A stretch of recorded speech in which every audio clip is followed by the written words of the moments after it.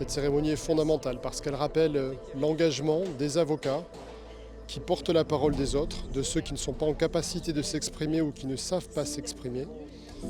L'avocat qui a comme ADN la défense de chacun et de chacune et qui promeut l'égalité des droits. Cette cérémonie est fondamentale et c'est tout à l'honneur de la mairie d'Arès d'avoir su l'organiser.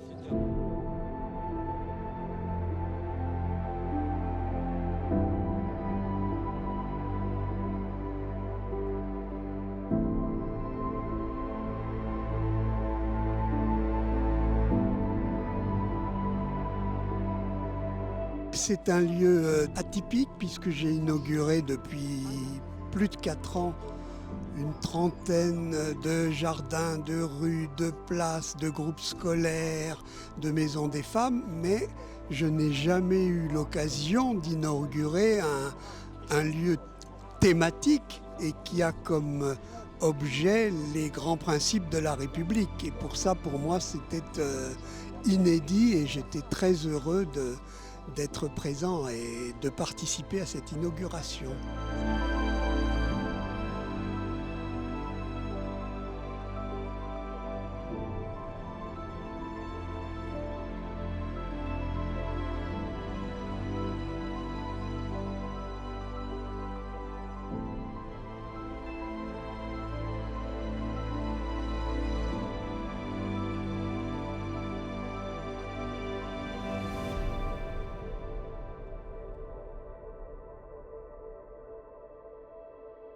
Vous savez, je l'ai connue, Gisèle Halimi.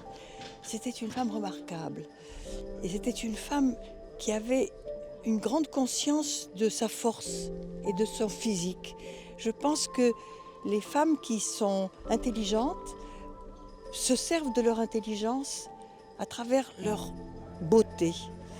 Donc je suis une fervente de la beauté de Gisèle Halimi et de cet exercice qu'elle a fait toute sa vie de se servir de sa beauté.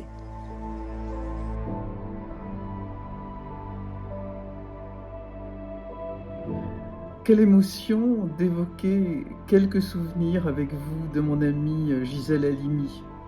C'est plusieurs décennies d'amitié et de combat qui m'ont lié à Gisèle. Vive Gisèle Halimi car elle est vivante dans nos cœurs, dans nos esprits et dans la République. Vous savez, moi, si je mène ces luttes, c'est que je dois être optimiste, autrement je les mènerai pas. Je pense qu'en tout cas, l'enjeu est très important. Vous savez, ça n'est pas un procès de viol, l'enjeu. C'est pas une condamnation ou un acquittement. L'enjeu, c'est changer les rapports fondamentalement entre les hommes et les femmes. Il ne peut pas y avoir de société où le couple, au plan de l'amour, soit basé sur un rapport de force physique. Je dis que c'est quasiment du fascisme.